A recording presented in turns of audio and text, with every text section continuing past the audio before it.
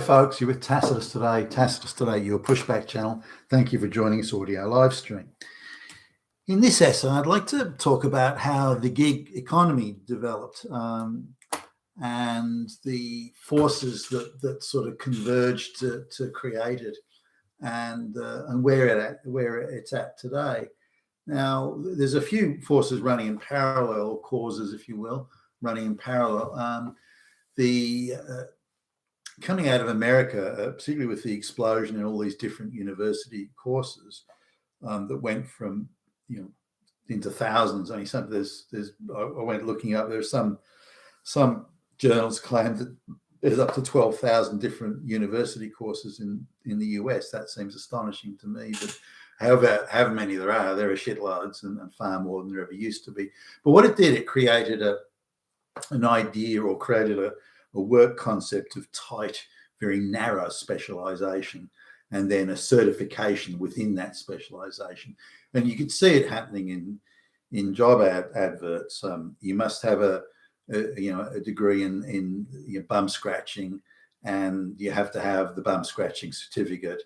Otherwise, you can't sort of work in that field. Now, there was another force coming in at the other side of this, which was insurance companies. So insurance companies would demand, saying the case one of workplace safety, were demanding that if you want to get an insurance policy for,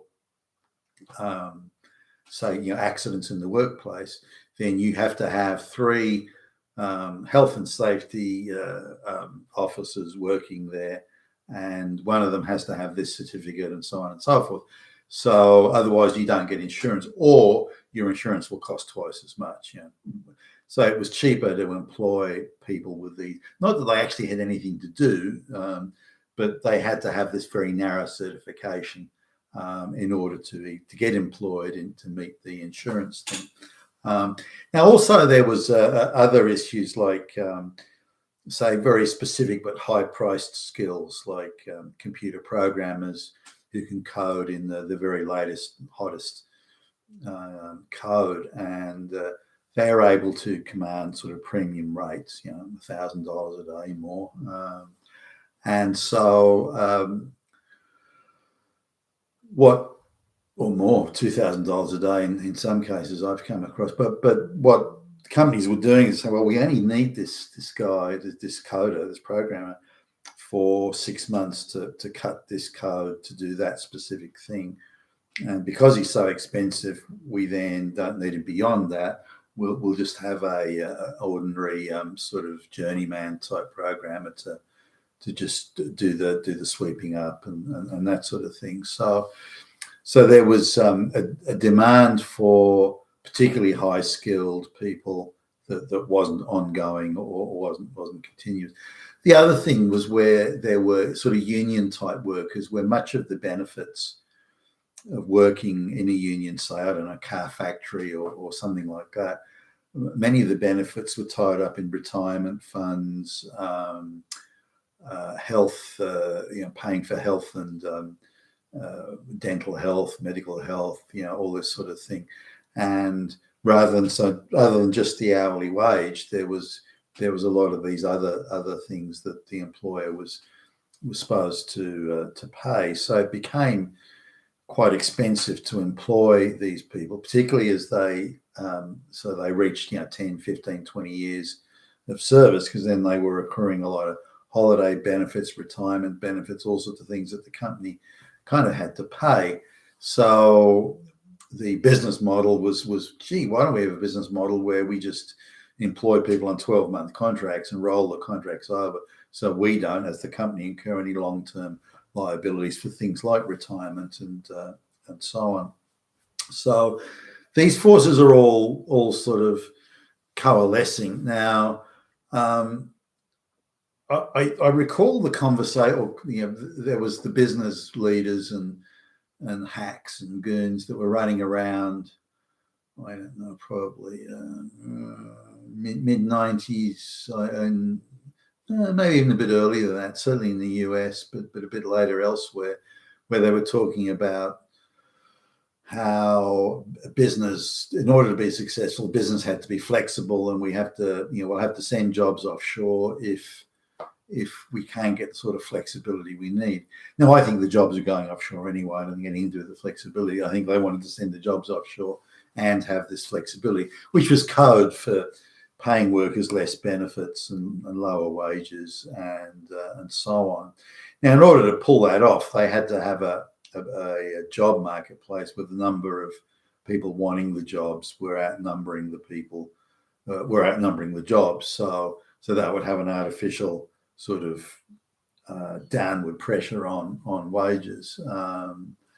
Now, I suppose on top of that, even in places where the there's a local firm that I know I've referred to them before. They want to hire just basic, floor sweepers and basic labourer type people. So they pay the minimum wage that they can, and but they have a lot of trouble finding people. They can run an advert for 3 months and still they haven't got anybody. Now there's that they shoot themselves in the foot, these guys, because they will only pay the minimum wage. They refuse point blank to pay anything above the minimum wage, and they've been psychologically conditioned now to believe that, well, why should we pay more? The solution to people not applying for the job is more mass migration. That is the solution. It's not us trying to make offer better terms or conditions or better pay or something like that. Now, these guys are in a particularly difficult space because they're nowhere near the train line. It's probably got to be a 5 kilometre walk from the nearest train station, and probably getting on for a 2 kilometre walk from the nearest bus stop. It's in an industrial estate, this. So now for someone to get there, it's a train and 2 buses from most places, or sometimes 3 buses. And the cost of that is, when people are unemployed, they can they can travel all day on the public government-owned public transport for like $2 or something.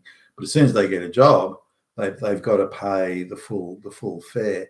So it can cost them serious money. Well, for that level of wage, serious money to get to work. So they look at their unemployment benefit payments from the government, and they look at the job. They got to work 40 hours a week.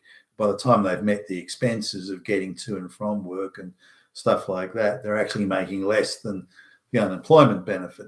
Now, the employers sort of get things, well, the unemployment benefit should be reduced in order to be an artificial inducement. I don't agree with that. No, in a market economy, you want to be able to sell your goods and services competitively. So in a market economy, if you want workers, you pay more. But they say, well, this is only shit kickers. These are just guys that sweep the floor. Why the fuck should we pay any more? Just bring in more peasants from wherever, and that'll solve the problem. But in their instance, it doesn't, because the public transport links are so bad that they just can't attract workers. If they were right next to the train station, they probably could get away with paying the minimum wage, but where they are, they just can't do it. But anyway, all these issues sort of coalesced and created an idea of an artificial bottom end of economy where there are just peasant workers all clamoring and competing for the crumbs of the economic table, and this means that they have these people at the bottom are in the classic sense of the gig economy. There's no full-time work for them. They're not getting ongoing employment. Many of them are just being hired on 3-month contracts that roll on, and these 3-month contracts have it in that they can dismiss their employees at any time for any reason without even a reason. And so by doing this constantly, these people have no job continuity, or no surety, or no understanding that they're going to have a job there tomorrow. If they take a day off sick, whether it be genuine sickness or not, then they're not getting income.